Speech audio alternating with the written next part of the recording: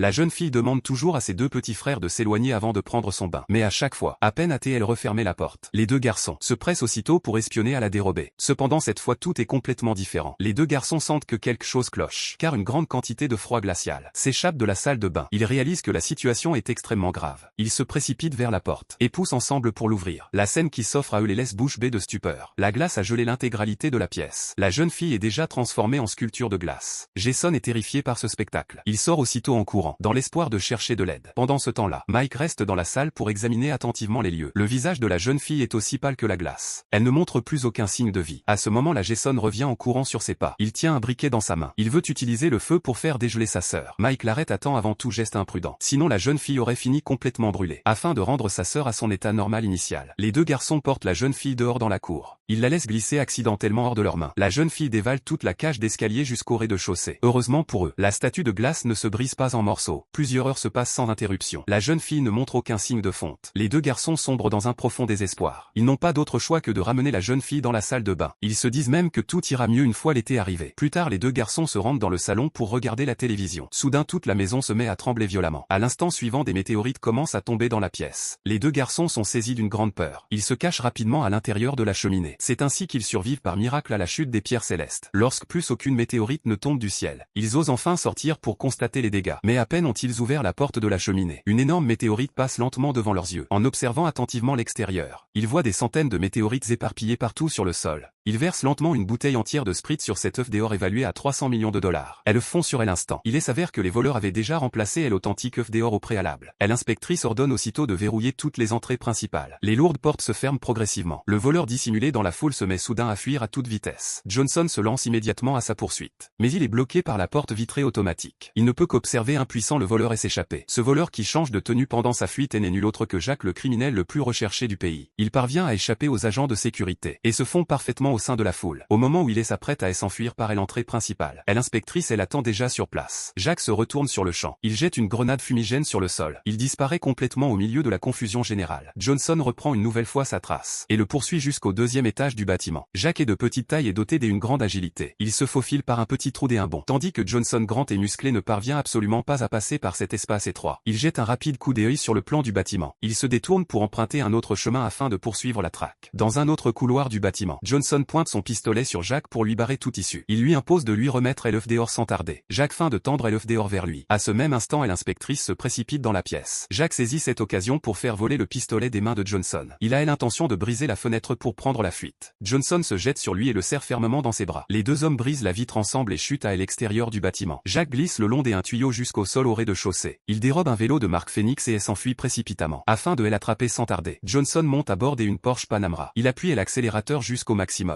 Mais une simple seconde plus tard, un fourgon utilitaire percute violemment la Porsche. La voiture s'écrase lourdement contre un pilier en pierre. Johnson est submergé par une grande peine. 3 jours plus tard, Jack arrive à Bali à bord d'un yacht avec l'œuf d'or. Il regagne sa villa privée personnelle. Il se sert un verre de vodka pour apaiser son esprit agité. Mais une voix résonne soudain depuis le recoin de la pièce. Des forces spéciales défoncent la porte depuis l'extérieur et encerclent totalement Jack. L'inspectrice récupère l'œuf d'or et le range dans un coffre de transport sécurisé. Jack est rempli de perplexité sur la manière dont ils ont pu suivre l'ensemble de ses déplacements. Une personne se faisant appeler LVK avait transmis sa position exacte aux policiers. L'inspectrice emmène Jack dans la voiture de police pour le ramener au commissariat. Le groupe se divise en 2 équipes distinctes. Johnson est désigné pour assurer le convoyage de l'œuf d'or. Mais à peine Johnson se retourne pour se diriger vers le véhicule, un complice voleur ouvre discrètement la portière de la voiture. Il remplace une nouvelle fois l'œuf d'or authentique par une copie. Le chauffeur prévient Johnson que le coffre arrière n'est pas bien fermé. Il revient aussitôt sur ses pas pour vérifier l'intérieur du coffre. Voyant l'œuf toujours à sa place, il souffle de soulagement et remonte dans la voiture. Il ignore que le voleur était resté caché sous le véhicule pendant tout ce temps. Celui-ci descend alors de dessous la voiture et retire son masque. Cet homme n'est autre que LVK, l'ennemi de toujours de Jack. Les soldats enveloppent du savon dans des serviettes. De cette manière, ils ne laisseront aucune marque lors des coups. Puis il s'approche discrètement du lit de Max. Il lui recouvre la tête d'une couverture. Plusieurs d'entre eux le maintiennent fermement sur le lit à plusieurs mains. Max les supplie ardemment de s'arrêter. Mais personne ne lui prête attention. Chacun à leur tour, ils se mettent à le frapper. Ils déversent toute la rancœur qu'ils gardent en eux sur lui. Même Tom, son unique meilleur ami, rejoint silencieusement le groupe qui lui inflige des coups. Cette nuit, là, quelque chose au fond du cœur de Max s'effondre complètement. Une brume froide obscurcit ses yeux. Il garde à jamais gravé en mémoire tout ce que ces gens lui ont fait subir. À partir de ce moment, la plus aucun sourire et n'apparaît sur son visage. Il devient totalement une personne différente. Pendant l'entraînement, peu importe la difficulté des questions posées par l'instructeur, il est capable de répondre sur le champ. Son tir est d'une précision terrifiante. Chaque balle atteint le centre de la cible. Même l'instructeur en est stupéfait. Mais Tom remarque une anomalie que personne d'autre ne perçoit. Une expression étrange et dangereuse se cache au fond des yeux de Max. Il parle même tout seul aux armes à feu, comme si ces armes possédaient une vie propre. L'entraînement terminé, les soldats sont affectés à leurs postes respectifs. Tous les autres obtiennent des postes relativement sûrs, avec des cantonnements confortables. Seul Max est envoyé sur le front le plus périlleux. Ce traitement injuste brise complètement les nerfs tendus de Max. Cette nuit-là, des bruits étranges résonnent depuis la salle de bain. Un soldat se rend sur place pour vérifier. Il voit Max assis seul sans prononcer un seul mot. Tom perçoit aussitôt qu'un grave danger se profile. Il s'avance pour essayer de le dissuader, mais Max refuse de l'écouter. Il se lève et crie à plusieurs reprises les ordres des entraînements à haute voix. Ces cris résonnent dans toute la caserne. Rapidement, tous les soldats et l'instructeur accourent attirés par le bruit. L'instructeur lui crie sévèrement comme à son habitude, jusqu'à ce que tout le monde remarque que Max tient une vraie arme à feu dans les mains. Un silence absolu s'abat aussitôt sur toute la pièce. L'instructeur, qui ne faisait que lui hurler dessus auparavant, adoucit soudain son ton pour essayer de le calmer. Pourtant Max affiche une expression extrêmement calme. Mais une tempête dangereuse prête à éclater sommeille au fond de ses yeux. L'homme garde constamment sa fille dans une petite cabine étanche à oxygène. Chaque fois qu'il apporte de la nourriture à sa fille, il ne peut que se tenir à distance. Le père et la fille ne peuvent se voir que à travers une vitre. La fille souffre d'une maladie rare et étrange. Elle ne peut pas respirer l'air ordinaire de l'extérieur. Elle ne peut survivre que grâce à l'air pur produit par un équipement spécialisé. L'homme pensait à l'origine que sa fille devrait vivre ainsi toute sa vie. Un violent tremblement de terre bouleverse complètement cette vie quotidienne. Après la fin du séisme, la fille voit des nuages de fumée noire se répandre dans les rues. La fumée épaisse s'échappe sans arrêt des conduits rompus. Toute personne qui inhale cette fumée noire, elle s'effondre sur le champ sans vie. Peu de temps après, les gaz toxiques pénètrent dans l'immeuble où ils habitent. L'homme réalise aussitôt la gravité de la situation. Il entraîne sa femme en courant vers les étages supérieurs. L'appareil à oxygène fonctionne encore normalement. La fille n'est pas en danger pour l'instant. Mais sa femme remarque que la fumée toxique monte à vive allure. Il se précipite jusqu'au balcon du dernier étage pour regarder au loin. Toute la ville est recouverte de brume toxique. Vue d'en haut, cette scène dégage une beauté inquiétante. À ce moment-là, le téléphone portable de la femme sonne. C'est sa fille qui appelle. Elle dit à sa mère avec anxiété que la batterie de l'appareil à oxygène est sur le point de s'épuiser. Si la batterie n'est pas remplacée dans les 2 heures, l'air toxique va se déverser dans la cabine à oxygène. À ces mots, l'homme panique aussitôt. Lui et sa femme se trouvent au 18e étage, tandis que leur fille est seule au 2e étage. Pour descendre changer la batterie, il doit retenir son souffle pendant au moins 5 minutes. Il se souvient soudain qu'un vieil homme au rez-de-chaussée possède des bouteilles d'oxygène. Il descend en grimpant le long des conduits. Il brise une fenêtre pour pénétrer chez le vieil homme, mais découvre que celui-ci a déjà perdu la vie. Son propre oxygène est sur le point de s'épuiser. Il fouille les lieux dans la précipitation. Il trouve finalement une bouteille d'oxygène pour reprendre sa respiration. Il doit se rendre aussitôt au rez-de-chaussée pour changer la batterie de sa fille. Mais des dangers plus grands se succèdent. La fumée toxique a déjà envahi les couloirs des étages élevés. Sur le chemin de la descente, on voit des cadavres de victimes partout. Une équipe de secours est déjà arrivée sur place. Elle distribue des bouteilles d'oxygène aux habitants survivants. L'homme récupère une nouvelle bouteille. Un soldat lui conseille d'évacuer avec le groupe, mais il refuse catégoriquement. Il explique au soldat que sa famille est encore bloquée dans l'immeuble. Il supplie le militaire de lui donner une bouteille d'oxygène supplémentaire. L'homme estime grossièrement que les gaz toxiques montent de 2 mètres par heure. Il dit à sa femme qu'ils doivent absolument trouver un moyen de fuir ce bâtiment. Ensuite, il demande à leur fille de rester immobile dans la cabine à oxygène sans bouger. Ils partent d'abord chercher un abri sur, puis reviendront la chercher plus tard. Un géant arrive au palais de la reine. Il est invité au grand festin organisé par la reine. Il s'assied lourdement sur son siège. La force est telle que plusieurs hommes forts doivent s'unir pour le maintenir stable. Même déplacer une chaise demande toute la force d'un ours de spectacle. Après avoir légèrement arrangé son apparence, il commence officiellement à manger. Les humains lui ont préparé un couteau, une fourchette et une épée de table. En regardant la table chargée de mets somptueux, ce géant au tempérament sauvage est très surpris et ravi. Il se penche avec impatience. Il avale la grande bouchée des tranches de pain et des œufs. Il mange tout en une seule fois. Il remercie sans cesse la reine humaine pour son accueil généreux. Une fois le repas terminé, quelqu'un lui apporte une tasse de café, mais il le recrache aussitôt après l'avoir bu. En guise de cadeau de retour, il sort une boisson du royaume des géants pour la partager avec tout le monde. C'est un cola qui pétille. Les bulles coulent le long des parois des coupes. La reine trouve que cela a une belle apparence. Alors elle en goûte une petite gorgée. Le géant en verse aussi un peu pour 3 petits chiens. Les généraux s'approchent à leur tour pour y goûter. Quelques secondes plus tard, tout le monde sent que quelque chose ne va pas. Le chef de la sécurité lâche d'abord un paix retentissant. Puis les différents généraux se mettent à péter les uns après les autres. Finalement, même la reine ne peut pas y échapper. Un puissant coup de paix fait s'envoler la nappe de la table. Les petits chiens sont même projetés dehors par le souffle.